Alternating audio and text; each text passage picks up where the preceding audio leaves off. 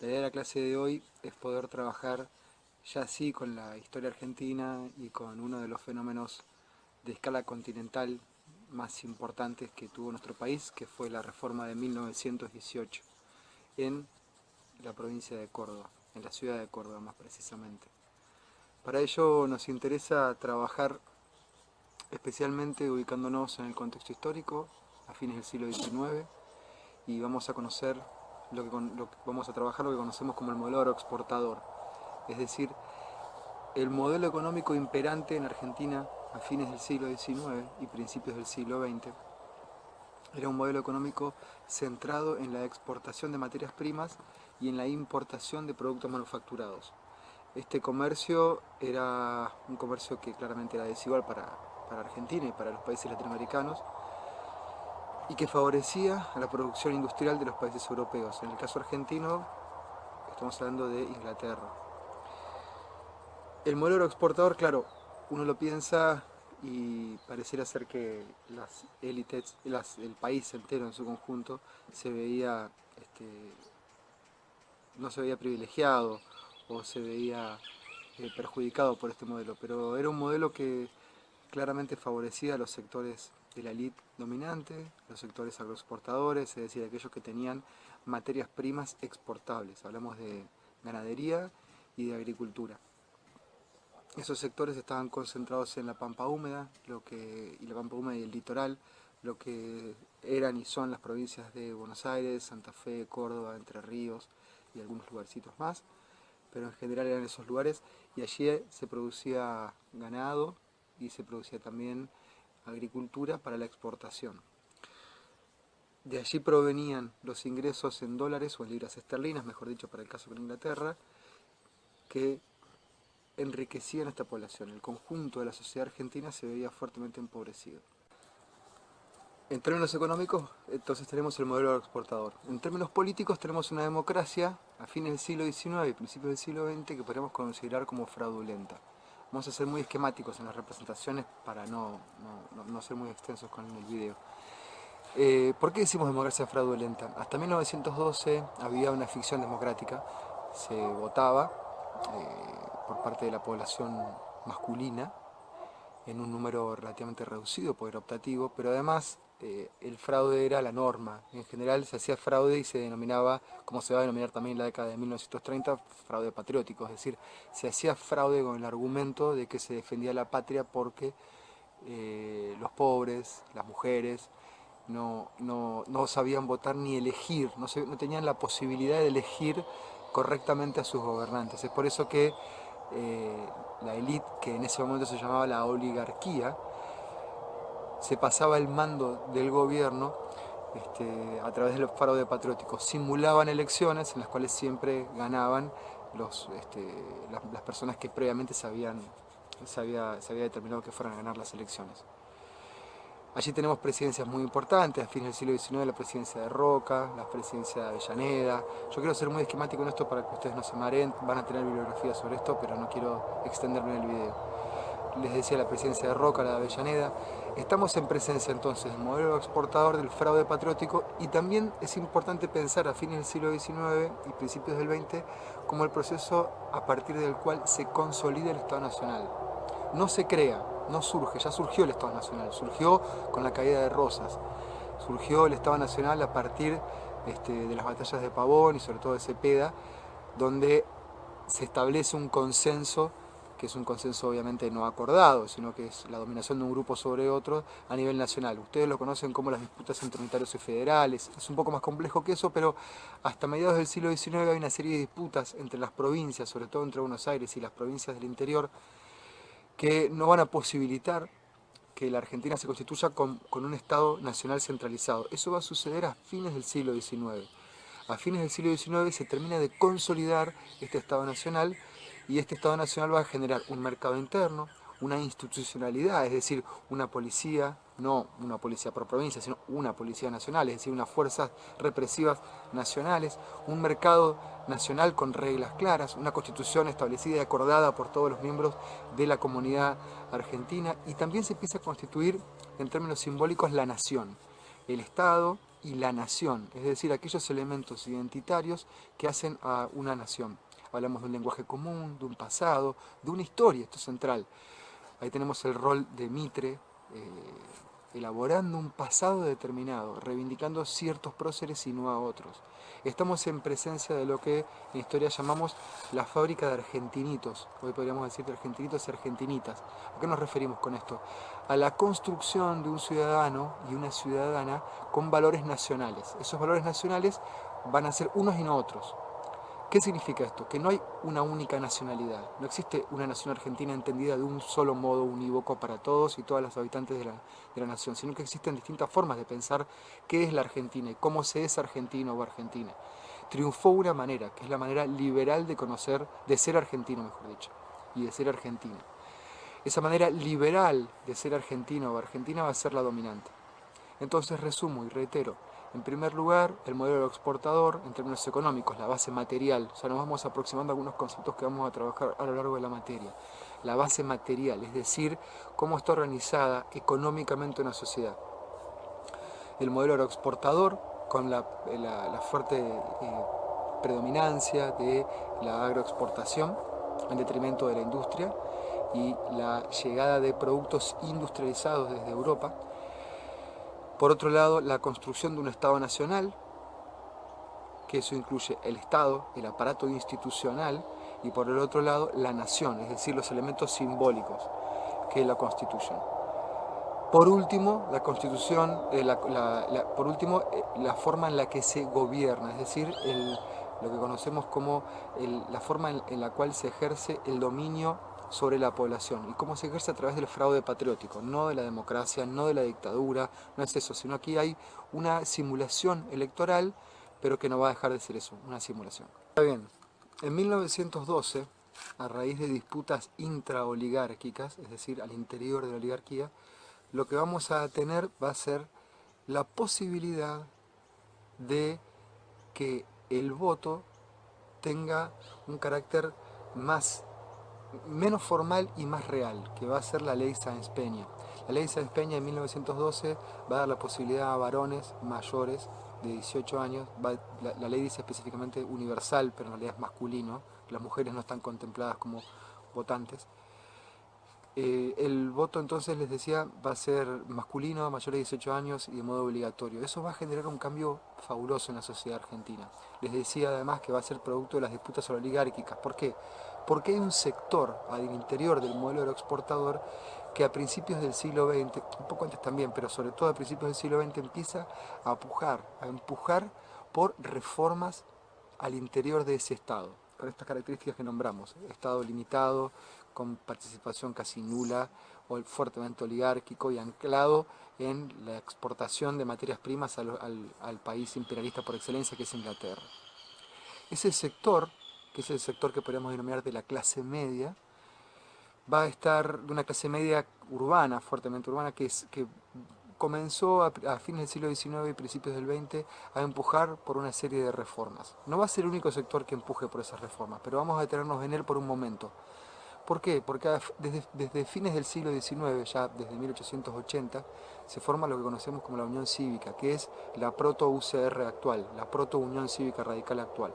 Claro que no tiene las mismas características que tiene ahora, es un partido político radicalmente distinto y cuya representación está anclada en los sectores medios y bajos de las zonas urbanas, y algunas zonas rurales también, pero fundamentalmente de las zonas urbanas. La Unión Cívica va a luchar por la apertura democrática ya desde 1880 sobre el Partido Autonomista Nacional, que es el partido que llevó a Roca, a Juárez Celman y en general a todos los gobernantes del periodo.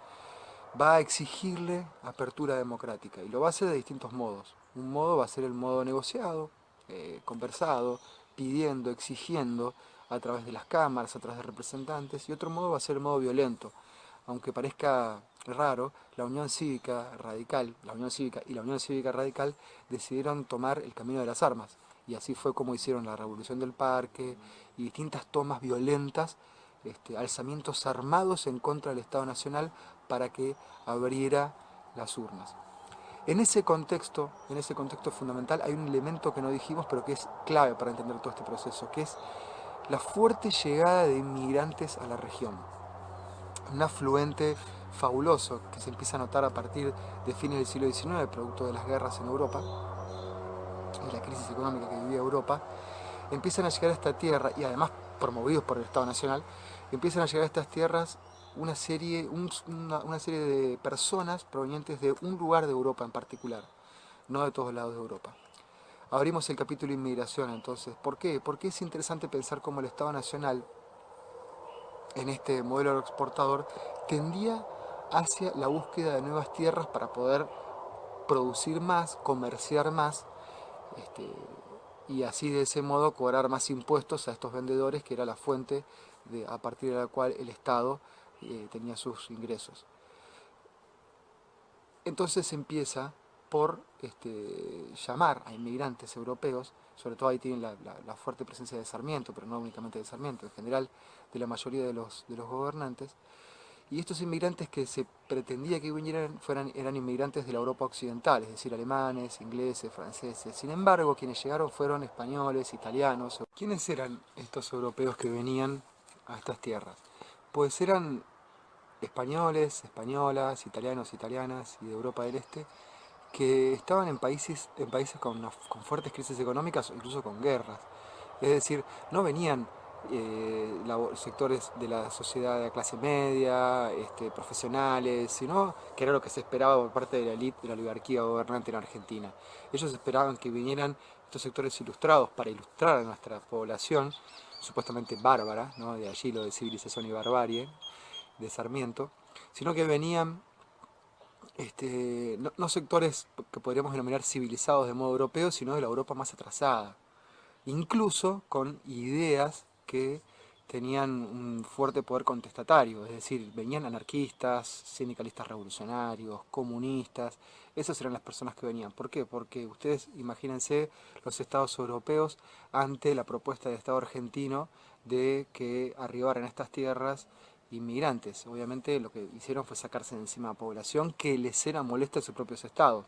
Entonces por eso hablamos de inmigrantes en general que venían con perspectivas ideológicas, con ideologías contestatarias de izquierda, o sectores desocupados, presos, sectores que tenían una escasez de cualificación de mano de obra.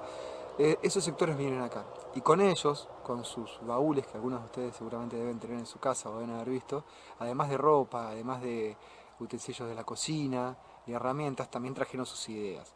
Por lo tanto, a fines del siglo XIX hay un fuerte crecimiento de las ideas de izquierda en Argentina, sindicalistas, comunistas, anarquistas, que se va a materializar en organizaciones específicas como van a ser la FORA, la FOA, la FOM, que son, no importa que ustedes sepan qué son esas siglas, sino que sepan que son sindicatos, organizaciones políticas que empiezan a disputarle a la oligarquía su lugar como dominadores de la sociedad. Entonces, este es un contexto fuertemente disruptivo, ¿no? Tenemos incluso a principios del siglo XX una serie de huelgas y al mismo tiempo de estallidos sociales muy fuertes. En 1905, en 1910, bueno, más tarde en 1919, en 1921 también va a haber fuertes estallidos sociales, con también una correspondiente fuerte represión por parte del Estado sobre estos sectores. Por último, para caracterizar antes de llegar a la universidad, es importante tener en cuenta que estas tierras que se iban ganando, que ya habíamos comentado hace un ratito, estas tierras que se iban ganando de un modo muy particular, que era el ataque a las poblaciones indígenas, como en el caso de la Patagonia, sobre todo la Patagonia del Chaco. La frontera contra el indio, como se le decía en ese momento, la campaña contra el indio, era una forma belicosa de obtener tierras para insertarlas en este modelo agroexportador. Hablamos de genocidio porque lo que se hizo en ese periodo fue no solamente expulsar a las comunidades originarias de su tierra, sino al mismo tiempo intentar eliminar a las poblaciones indígenas como raza, como sector social, ¿no? No únicamente desplazarlos de su tierra, sino eliminarlos. Hay allí varias experiencias, por ejemplo, separar a hombres y mujeres para que no procreen, intentar matar a la mayor parte de ellos, expulsarlos hacia Chile, en fin. hay un montón de experiencias que muestran cómo este avance del Estado Nacional, en lo que se conoce como la campaña o la conquista del desierto, no fue más que un intento genocida por eliminar a una parte de la población, que es la población indígena. Porque al mismo tiempo era la población bárbara y que había que disciplinar y argentinizar, ¿no? Entonces, tenemos esta oligarquía en este contexto fuertemente de movilización y efervescencia social, que empieza a verse de alguna manera, bueno, producto de las campañas del desierto, producto de los inmigrantes anarquistas, producto de la clase media y media baja que se organiza a través de la Unión Cívica Radical, empieza a verse fuertemente cuestionada. Entonces empieza a ceder en algunos espacios, porque una de las enseñanzas de la oligarquía, que ya es una enseñanza mundial, que ya para ese momento se sabía, es preferible ceder un poquito, no perderlo todo. Entonces la ley Sáenz Peña, el voto, la posibilidad de que la población masculina pueda votar, era una manera de canalizar las demandas a través del modo democrático, para que no se generaran grandes disrupciones sociales mayores, digamos, para que no se generara una revolución, que era lo que pedía una gran parte de la población por otro lado. Entonces, la ley Sáenz Peña en 1912 se va a inaugurar en 1916, y allí va a obtener el triunfo don Hipólito Yrigoyen, un líder, viejo caudillo populista, conocido hoy como populista. Sí, es un viejo caudillo radical, en ese momento era una persona bastante joven, y que va a liderar la Argentina por fuera de las previsiones de la oligarquía, ¿no? Cuando la oligarquía, en los documentos uno puede leer que cuando la oligarquía acepta la ley Sáenz Peña, los documentos todo el tiempo dicen que no creían que fuera posible que el radicalismo ganara las elecciones, y de hecho lo ganaron por muy poquito, producto de una política concreta, que es la política de los comités, que hoy nos parece muy natural que haya comités de la Unión Cívica Radical por todos lados, así como unidades básicas del peronismo, por ejemplo.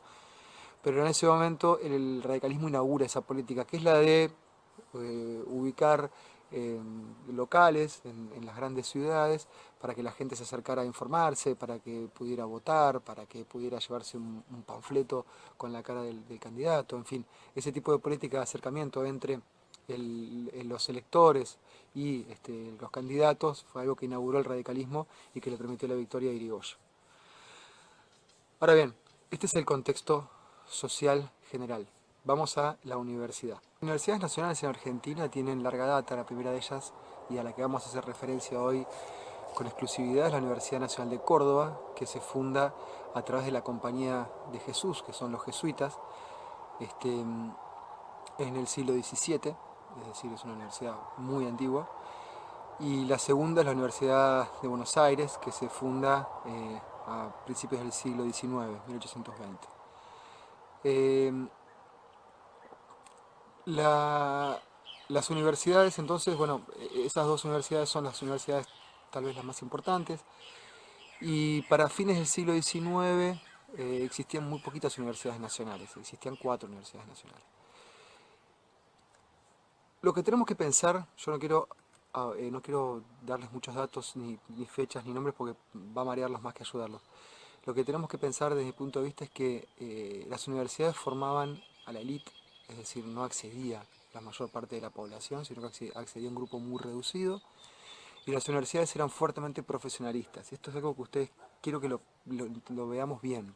¿Por qué? Porque hoy por hoy decimos que la universidad tiene una misión de titulación, es decir, uno titula, perdón, académica. La misión académica es una misión fundamental que tiene que ver con el desarrollo académico que tiene lugar dentro de las aulas y en la institución. Tiene una misión de extensión, que es su relación con la sociedad, y tiene una misión de investigación, es decir, de creación. Académica significa que da clases, que hay clases, ahí hay una relación entre un docente, una docente y estudiantes. De investigación significa que crea, y de extensión que tiene lazos con la sociedad.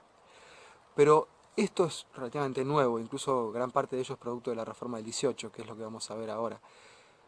Porque hasta ese momento la universidad exclusivamente titulaba. ¿Qué significa esto? Que daba títulos sin hacer investigación, ni hacer extensión, para carreras profesionalistas, es decir, carreras que tienen salida profesional, abogacía, medicina, contaduría. Esas eran las carreras fundamentales y estaban mayormente pobladas por varones, claro. por varones de la élite. Quienes accedían a la universidad eran sectores de las clases altas, no sectores de las clases bajas. Incluso había que pagar para matricularse, había que pagar mensualmente para continuar con las carreras de estudio, más allá que la universidad era dependiente del Estado Nacional, como lo sigue siendo hasta ahora, se pagaba para poder cursar. Esa universidad que existía era una universidad muy reducida, un ámbito muy chiquitito, piensen que son espacios muy reducidos, y que tenía una única ley que reglamentaba su funcionamiento, que era la Ley Avellaneda de 1886. Se llama Ley Avellaneda porque es la ley, es el nombre del ministro Avellaneda, que fue quien sancionó la ley que regulaba las universidades. Era una ley profundamente lacónica, porque tenía, es decir, resumida, porque tenía 4 artículos que únicamente regulaba a grandes trazos la Universidad Nacional y su funcionamiento. La sujetaba al Poder Ejecutivo, es decir, no le dejaba autonomía, no tenía autonomía de decisión como tiene ahora, es decir, que el Poder Ejecutivo, o sea, el presidente, era quien decidía sobre los cargos docentes, sobre las autoridades, sobre el presupuesto, era quien en última instancia decidía. Más allá de que había órganos de gobierno interior, era el Poder Ejecutivo quien tomaba la última decisión sobre estas cuestiones. Y había grandes diferencias entre las dos universidades más importantes, entre la Universidad de Buenos Aires y la Universidad de Córdoba. Esas diferencias tienen que ver con cuestiones de la trayectoria de cada uno de esos espacios, pero vamos a abocarnos a la Universidad de Córdoba, que es la que nos interesa trabajar, porque era más parecida a lo que sucedía en el continente americano que lo que sucedía en la Universidad de Buenos Aires. La Universidad de Córdoba, como les decía, había estado fundada por los jesuitas, que incluso hasta el siglo XX tenían un fuerte dominio sobre la universidad, a través de lo que conocemos como las academias, es decir, una suerte de claustro de notables que dirigía el rumbo universitario. La Universidad de Córdoba entonces, y la Universidad de Buenos Aires también, pero la de Córdoba con mayor presencia, las academias se reunían para decidir los concursos docentes, los concursos no porque no había, los cargos docentes se reunían para decidir quiénes dirigían la universidad, cómo eran los planes de estudio y quiénes formaban parte de estas academias. Porque tenemos que entender por qué se produjo la reforma del 18. Si ustedes no lo saben, fue un estallido estudiantil fabuloso que determinó el rumbo de las universidades latinoamericanas hasta el día de hoy. Esto no lo dije, pues, supongo que lo sabían, que es como quizás el origen más importante de las universidades latinoamericanas es la reforma del 18.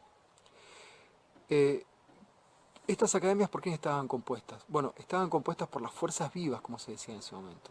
Estas academias, entonces, estaban dominadas por las fuerzas vivas de la ciudad de Córdoba. Médicos, grandes propietarios, abogados, contadores, menos los sectores de la comunidad académica. Es decir, no había presencia de los estudiantes y sí de algunos docentes. Era una fuerte de poder de universidad medieval en el medio del desarrollo del capitalismo y la modernidad de principios del siglo XX. Era una universidad, como les decía, la Universidad de Córdoba era muy parecida a las universidades del resto de Latinoamérica, por eso la tomamos en cuenta. Y por eso su fuerte oleada, ¿no? A partir del estallido en Córdoba de 1918, de la protesta estudiantil frente a este modelo universitario, se extiende este modelo hasta Cuba. Es una cosa impresionante cómo estos ideales empiezan a fluir tan pronta y rápidamente. Entonces, esta universidad, a principios del siglo XX, comienzan a poder acceder a la Universidad de Córdoba, a la Universidad de Buenos Aires, los hijos de esos inmigrantes que hablábamos antes. Es decir, el inmigrante italiano, la inmigrante italiana o española que llegó y que llegó con muy poco dinero al país, pudo lograr un cierto caudal económico que le permitió mandar a sus hijos y a sus hijas a la universidad. Estos sectores son los que empiezan a poder acceder durante la presidencia de Irigoyen. Con las ideas que tenían sus padres y sus madres, empiezan a cuestionar el modelo universitario, esta universidad elitista, esta universidad que estaba concentrada en un grupo muy reducido de la población. Entonces, en esta situación tenemos algunas particularidades de Córdoba. Córdoba fue siempre una provincia, yo ahí les pongo en el cito a Sarmiento, un claustro entre barrancos, decía Sarmiento, que era la provincia de Córdoba. Esa es una cita del Facundo de Sarmiento. Significa, un claustro significa básicamente un sector de la iglesia, ¿no? Es como un fuerte poder conservador al interior, desde su origen, y que continuaba gravitando a principios del siglo XX. Entonces, Córdoba al mismo tiempo tenía otra particularidad, que era una provincia que era metrópoli del resto de las provincias del norte. Desde Córdoba, hacia Córdoba, mejor dicho, llegaban poblaciones estudiantiles de las provincias vecinas, ¿no? De Santiago del Estero, de Tucumán, de Catamarca, incluso hasta de Santa Fe. Y allí albergaba a estudiantes de bajos recursos o medianamente bajos recursos, con una serie de facilidades. Una de ellas era central, que era el internado. La Universidad de Córdoba tiene un internado para esos estudiantes, como una residencia, ¿no? Para que pudieran vivir ahí. Era para estudiantes que no fueran de la localidad, de la ciudad de Córdoba. Las autoridades académicas en 1918 deciden suspender ese internado, es decir, dejar de que ese internado dejar que exista, con la posibilidad incluso de cobrar para que pagara la gente que viviera ahí, los estudiantes que vivieran ahí. Esto obviamente limitaba muchísimo la posibilidad de estudiar de estos sectores que no eran de Córdoba, y va a generar un fuerte estallido. Esa fue la chispa, ¿no? ¿Cómo se generó el conflicto? Bueno, el conflicto tiene una nafta, ¿no? Vamos a decirlo como si fuera una metáfora de la nafta y la chispa que hace explotar a todo.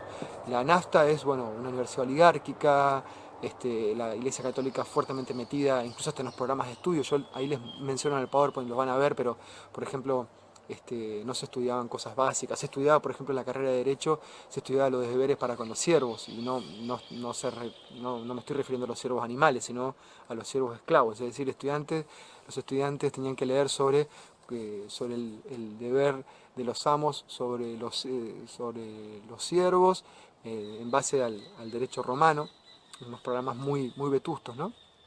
Las cátedras se regalaban, era algo que ocurría, esto es muy gracioso, los estudiantes publicaron notas durante ese periodo donde mostraban cómo en un casamiento entre dos miembros de la oligarquía, el regalo de casamiento era la cátedra de Fisiología 3. No había concursos, no había ningún tipo de mecanismo que regulara el acceso a la docencia más o menos democrático. Las mujeres obviamente no participaban, incluso en la Universidad de Córdoba, en ese momento a las mujeres se les hacía un certificado de sanidad mental.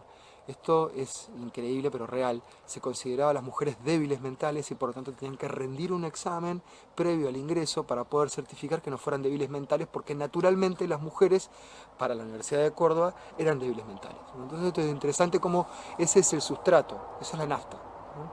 ¿Y cuál es la chispa? La chispa es la supresión del internado. La chispa es lo que hace explotar todo, es que se suspende el internado en la Facultad de Medicina, el internado de clínicas, que genera una fuerte resistencia estudiantil que va a ser masiva, va a ser una resistencia masiva que va a iniciar en las universidades con una serie de tomas universitarias, asambleas universitarias, tomas de la universidad, pero que rápidamente se va a exclaustrar. ¿Esto qué significa? Va a salir del claustro estudiantil y va a ir a la calle. La comunidad cordobesa, sobre todo los sectores trabajadores, las trabajadoras y los trabajadores, van a acompañar la lucha de los estudiantes de Córdoba. Y allí adquiere una masividad fabulosa, porque a partir de ahí ya no es la universidad la que está reclamando, sino es la sociedad en su conjunto la que reclama una democracia de la universidad. Qué interesante que es pensar que la universidad, a partir de este momento, es una universidad que está fuertemente conflictuada y que empieza incluso a requerir del apoyo y la ayuda de sectores externos. Los estudiantes, muchos de ellos son de la Unión Cívica Radical y reclaman el apoyo de Hipólito Yrigoyen. El apoyo llega, efectivamente. Hay una serie, ahí van a ver en el PowerPoint los cambios que se van dando internamente. Lo interesante es que Hipólito Yrigoyen interviene en la universidad, elimina algunos de los elementos que los estudiantes estaban reclamando. Pero no todos, no hay una modificación de la ley universitaria, que la ley de Avellaneda continúa vigente, pero sí se reforman los estatutos. Hay un montón de cosas para decir que las voy a decir en los audios del PowerPoint. Algunos de ellos van a tener audio, otros no, pero lo central es que a partir de la reforma del 18 tenemos algunas cuestiones vitales para la universidad actual. En primer lugar, la autonomía, es decir, las universidades empiezan a ser autónomas. ¿De quién? Del poder ejecutivo y del poder eclesiástico. Es decir, su autonomía en ese momento, a diferencia de ahora, está pensada no tanto hacia el mercado, que es lo que podemos pensar hoy. Nosotros hoy la universidad decimos, queremos que la universidad es autónoma y debe ser autónoma frente a quién, frente al poder del mercado, frente a la mercantilización. Ahora, en ese momento, quien tenía la mayor posibilidad de inserción sobre el rumbo universitario no era el mercado, sino era la Iglesia Católica por un lado y el Estado Nacional por el otro. Entonces, frente a ellos se reclama autonomía. Las cátedras paralelas, es decir, que haya dos puntos de vista sobre un mismo tema, esto que parece algo natural, bueno, en ese momento se empieza a crear. La posibilidad de que la universidad investigue, cree conocimiento, no solamente repita, que no sea un enseñadero, como se decía en ese momento, sino que pueda crear conocimiento. La extensión, ahí es algo central. La universidad, la reforma del 18 crea o moviliza esto de la extensión, no lo crea, pero sí lo moviliza fuertemente, en el sentido de pensar a la universidad no como una isla separada del resto de la sociedad, sino en fuerte vinculación con ella. ¿Y qué rol cumple la universidad frente a la sociedad? Cómo el conocimiento que se crea en la universidad debe influir para mejorar las condiciones de vida de la población. Esto se llama extensión y es algo fundamental para las universidades en la actualidad, que se crea en la reforma de 1918. La reforma va a tener entonces una cosa que yo les venía diciendo, un fuerte auge a nivel latinoamericano. Ustedes algunos nombres los deben conocer, pero bueno, Julio Antonio Mella, Mariátegui, son referencias muy importantes de la reforma del 18, del pensamiento juvenilista. Acá hay una fuerte, principios del siglo XX, ustedes lo van a saber por sus disciplinas artísticas, pero hay una fuerte presencia de la juventud como motor del cambio, la juventud incontaminada, como se decía en ese momento. Y uno de los jóvenes más importantes y quizás el protagonista de las jornadas de 1918 fue Deodoro Roca, que fue el vocero, la garganta, ¿no?, de la reforma del 18. Fue quien expuso mejor las ideas y las clarificaba a través de la Gaceta Universitaria, que era una revista que lanzaba periódicamente la Federación Universitaria de Córdoba, que se creó a raíz de la reforma del 18 y en la que disputaba ideológicamente el rumbo universitario. Deodoro Roca fue un joven abogado de ideas comunistas, socialistas mejor dicho, que siguió gravitando hasta fines de la década del 30, donde murió repentinamente. Yo les muestro ahí una imagen de la Gaceta Universitaria, sobre todo del Manifiesto Liminar, que es de alguna manera el documento que sintetiza las posiciones de los reformistas, como se van a conocer a partir de ese momento, movimiento que hasta el día de hoy continúa teniendo presencia. Van a ver en el PowerPoint una serie de imágenes sobre cómo esa reforma se desplegó al resto de los países, de cómo hubo a raíz de la reforma ecos en el resto de los países latinoamericanos, y también van a ver en el PowerPoint las ideas centrales y las propuestas centrales que surgieron de la reforma de 1918.